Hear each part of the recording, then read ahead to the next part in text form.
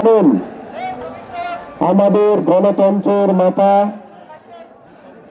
আমাদের বাংলাদেশের আপসীন নেত্রী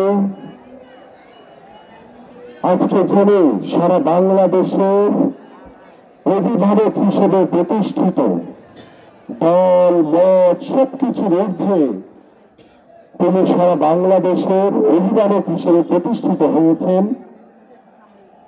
যিনি বাংলাদেশের মানুষের জন্য, বাংলাদেশের গণতন্ত্র প্রতিষ্ঠার জন্য তিনি সবসময় বাংলাদেশের জনগণের কাতারে দাঁড়িয়েছিলেন।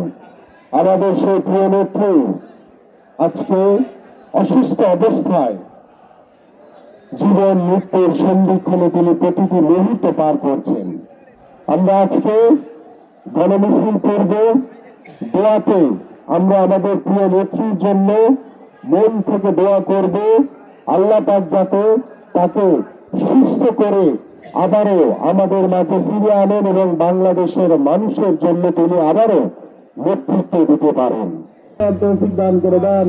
রব্বানা তাকাব্বাল মিন্না। বিদেশের মাটিতে চিকিৎসাধীন আছে, আল্লাহ তাকে সুস্থ হয়ে এদেশের মানুষ হয়ে আবার এই বাংলাদেশের নেতৃত্ব দেওয়া। রব্বুল আলামিন বিশেষ করে আমাদের তিনবারের তার কবরের আযাবকে মাফ করে দেন।